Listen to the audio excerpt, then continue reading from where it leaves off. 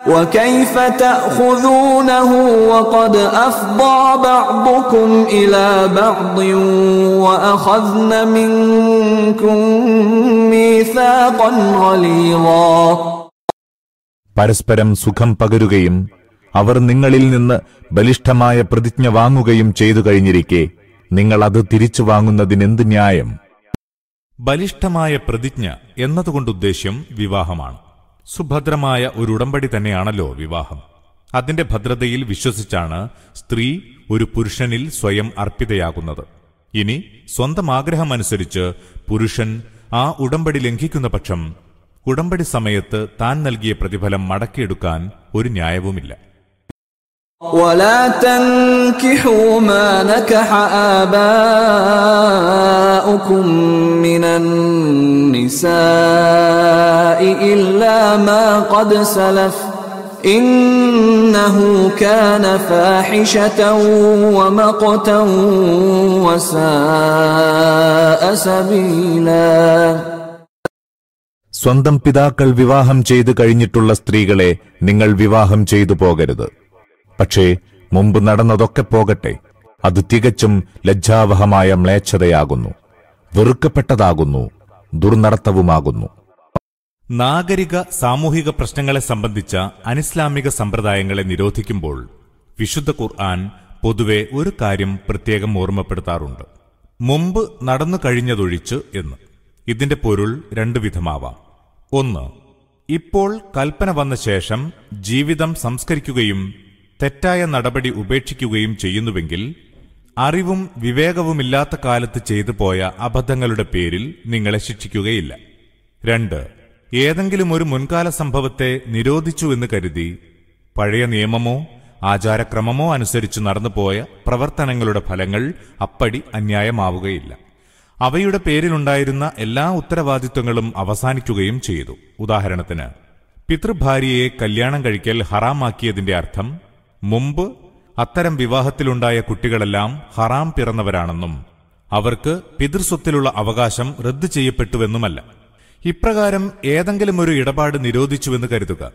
എങ്കിൽ മുമ്പ് നടന്ന അത്തരം ഇടപാടുകളെല്ലാം അസാധുവാണെന്നോ അതിലൂടെയുള്ള സമ്പാദ്യങ്ങളൊക്കെ തിരിച്ചു കൊടുക്കണമെന്നോ അവ അനുഭവിക്കാൻ പാടില്ലെന്നോ വരുന്നില്ല.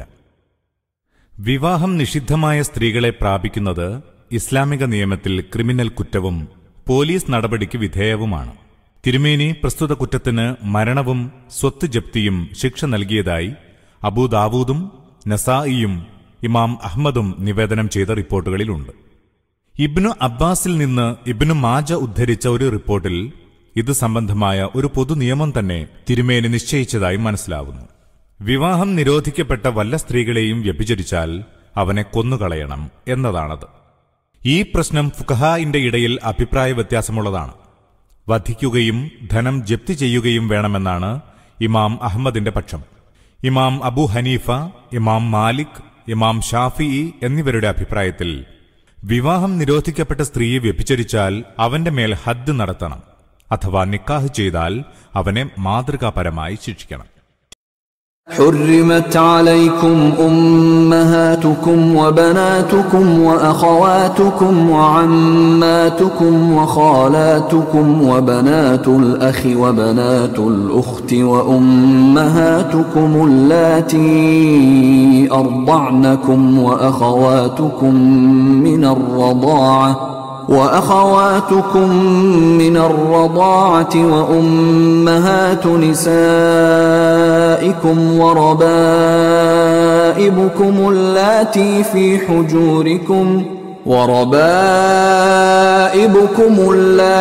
في حجوركم من نسائكم اللاتي دخلتم بهن فإن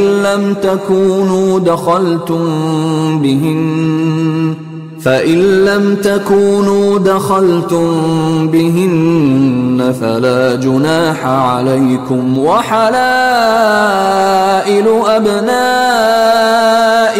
الذين من أصلابكم وأن تجمعوا بين الأختين إلا ما قد سلف إن الله كان غفورا رحيما.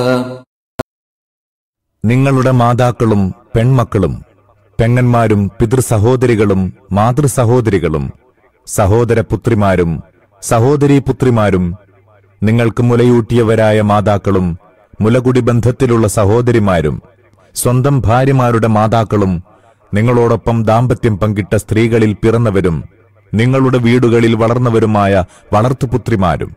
ഇനി ആ സ്ത്രീകളെ വിവാഹം ചെയ്യുക മാത്രമേ ചെയ്തിട്ടുള്ളൂ, അവരുമായി ദമ്പതികളായി കഴിഞ്ഞുകൂടിയിട്ടില്ലെങ്കിൽ അവരെ ഒഴിവാക്കി അവരുടെ പുത്രിമാരെ വിവാഹം ചെയ്യുന്നതിൽ കുറ്റമില്ല. സ്വന്തം പുത്രന്മാരുടെ ഭാര്യമാരും നിങ്ങൾക്ക് നിരോധിക്കപ്പെട്ടിരിക്കുന്നു.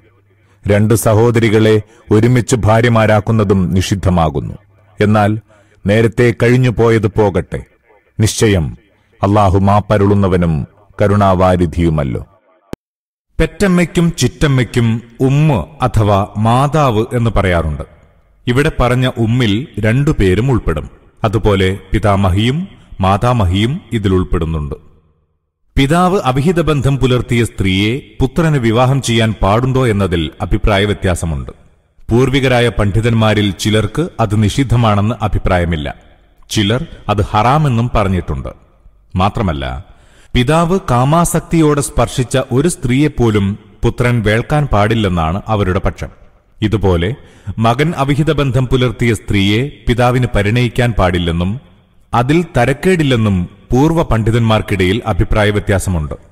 മാതാവുമായി രഹസ്യ കൂട്ടുകെട്ടിലേർപ്പെട്ട പുരുഷന് മകളെയും മകളുമായി ജാരവൃത്തി നടത്തിയവന് മാതാവിനെയും വിവാഹം ചെയ്യാമോ എന്നും തർക്കമുണ്ട്. ഈ വിഷയകമായി നീണ്ട ചർച്ചകൾ കർമ്മശാസ്ത്രകാരന്മാർ നടത്തിയിട്ടുണ്ട്. എന്നാൽ അല്പമൊന്നാലോചിച്ചാൽ ഒരു സംഗതി നിഷ്പ്രയാസം മനസ്സിലാക്കാവുന്നതാണ്. പിതാവ് ആസ്വദിച്ച സ്ത്രീയെ പുത്രനോ, പുത്രൻ ആസ്വദിച്ച ഒരുത്തിയെ പിതാവോ, മാതാവിന്റെ കാമുകനെ പുത്രിയോ, പുത്രിയുടെ കാമുകനെ മാതാവോ കല്യാണം കഴിക്കുന്നത് ഒരു ഉത്തമ സമൂഹത്തിന് ഒരു നിലയ്ക്കും അനുയോജ്യമല്ല.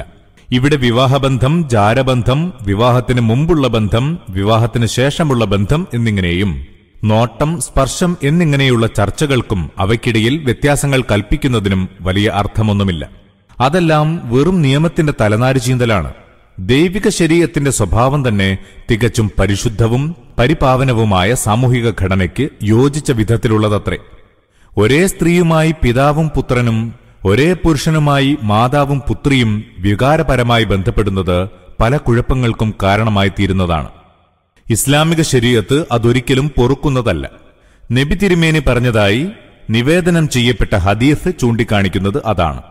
വല്ലവനും ഒരു സ്ത്രീയുടെ ജനനേന്ദ്രിയത്തെ നോക്കിയാൽ അവന് അവളുടെ മാതാവും മകളും നിഷിദ്ധമായി. ഒരു പെണ്ണിന്റെയും അവളുടെ മകളുടെയും ജനനേന്ദ്രിയത്തെ നോക്കിയ പുരുഷനെ അല്ലാഹു കടാക്ഷിക്കുകയില്ല. ഇതിൽ നിന്ന് തികച്ചും വ്യക്തമാണല്ലോ പ്രസ്തുത വിഷയകമായി ശരീഅത്തിന്റെ താൽപര്യവും ഉദ്ദേശവും എന്തെന്ന്. പെൺമക്കൾ എന്നു പറഞ്ഞതിൽ പൗത്രിയും ഉൾപ്പെടുന്നു. എന്നാൽ അസാൻമാർഗിക ബന്ധത്തിലുണ്ടായ മകളെ സംബന്ധിച്ച് തർക്കമുണ്ട്. Abu Hanifa, Malik, Ahmad bin Hanbal എന്നീ ഇമാമുകളുടെ അഭിപ്രായത്തിൽ അവളും വിഹിത ബന്ധത്തിലുണ്ടായ മകളെപ്പോലെ ഹറാമാണ്. ഇമാം ഷാഫിഈ പറയുന്നത് അവൾ വിവാഹം നിഷിദ്ധമായ സ്ത്രീകളുടെ കൂട്ടത്തിൽ പെടില്ലെന്നാണ്. എന്നാൽ സ്വന്തം ബീജത്തിലുണ്ടായ ഒരു പെൺകുട്ടിയെ വിവാഹം ചെയ്യുക അനുവദനീയമാണെന്ന് കരുതുന്നത് പോലും ശുദ്ധ പ്രകൃതിക്ക് അരോചകമാണ്. പെങ്ങന്മാർ എന്നു പറഞ്ഞതിൽ മാതാപിതാക്കളൊത്ത സഹോദരിയും പിതാവൊത്ത സഹോദരിയും മാതാവൊത്ത സഹോദരിയുമെല്ലാം ഉൾപ്പെടുന്നു. സഹോദരപുത്രിമാർ, സഹോദരീപുത്രിമാർ എന്നീ ബന്ധങ്ങളൊന്നിലും മാതാപിതാക്കളൊത്ത സഹോദരത്വവും ഉമ്മയോ ഉപ്പയോ ഒത്ത സഹോദരത്വവും തമ്മിൽ വ്യത്യാസമില്ല. ഉമ്മയുടെയും ഉപ്പയുടെയും സഹോദരികൾ മാതാപിതാക്കളൊത്തവരോ പിതാവൊത്തവരോ മാതാവൊത്തവരോ ആയിക്കൊള്ളട്ടെ, അവരെ മകൻ വിവാഹം കഴിക്കുന്നത് നിഷിദ്ധമാണ്.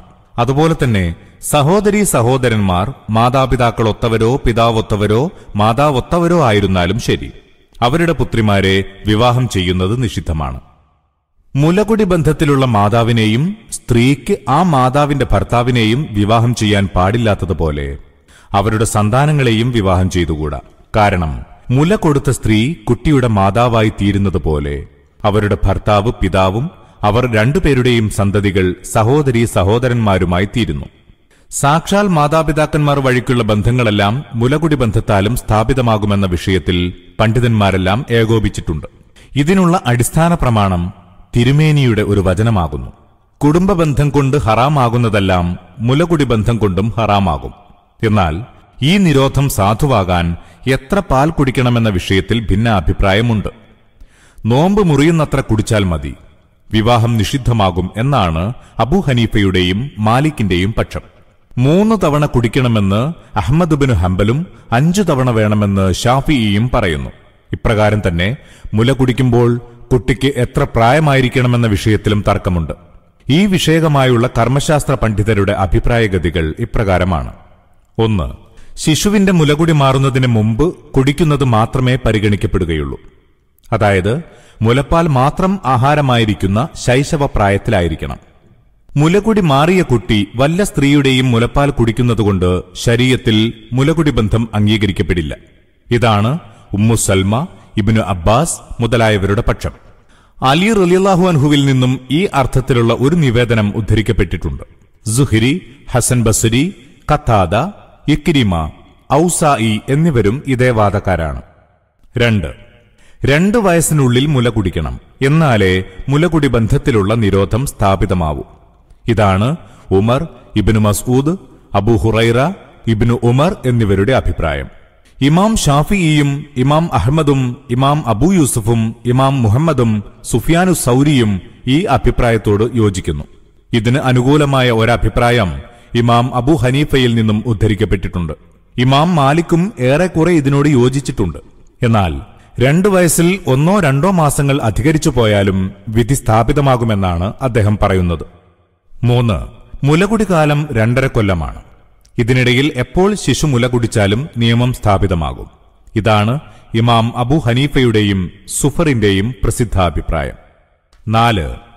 ഏതു പ്രായത്തിലായാലും ശരി, ഒരാൾ വല്ല സ്ത്രീയുടെയും മുലപ്പാൽ കുടിച്ചാൽ മുലകുടി ബന്ധം സ്ഥാപിതമായി. തന്മൂലം അവർ തമ്മിൽ വിവാഹബന്ധം ഹറാമാണ്. പ്രായത്തിനല്ല, പാലിനാണ് ഈ പരിഗണന എന്നർത്ഥം. കിഴവനായാലും മുലപ്പാൽ കുടിച്ചാൽ മുലകുടി പ്രായത്തിലുള്ള ഒരു ശിശുവിന്റെ വിധി തന്നെയാണുള്ളത്. ആയിഷയുടെ അഭിപ്രായമാണിത്. അലിയിൽ നിന്നുദ്ധരിക്കപ്പെട്ട കൂടുതൽ ശരിയായ റിപ്പോർട്ട് ഇതിന് അനുകൂലമാണ്. ഉർവത്ത് ബിൻ സുബൈർ, അതാ, ലൈസ് ബിൻ സഅദ്, ഇബ്ൻ ഹസം എന്നീ കർമ്മശാസ്ത്രകാരന്മാർ തിരഞ്ഞെടുത്ത അഭിപ്രായവും ഇതാണ്.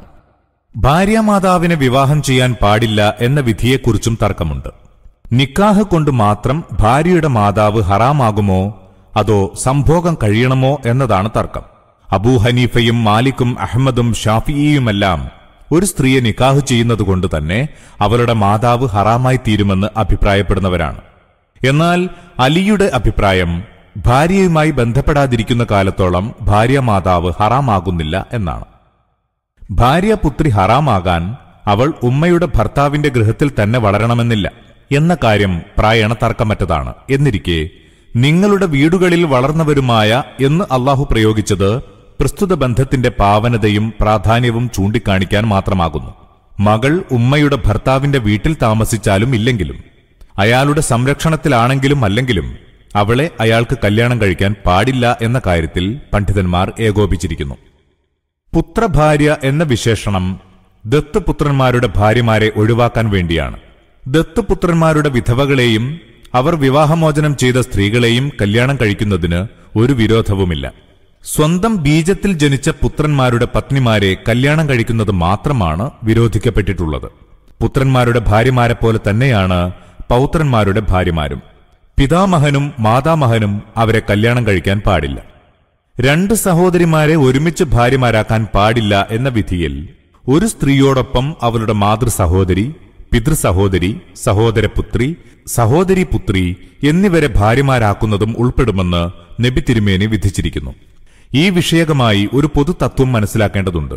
2 സ്ത്രീകളിൽ ഒരുത്തി പുരുഷനെന്ന് സങ്കല്പിക്കുന്ന പക്ഷം അവർ തമ്മിൽ വിവാഹം പാടില്ലെങ്കിൽ അങ്ങനെയുള്ള 2 സ്ത്രീകളെ ഒരേ അവസരത്തിൽ ഒരാളുടെ വിവാഹബന്ധത്തിൽ വെക്കുന്നത് നിഷിദ്ധമാണ് എന്നതാണ്.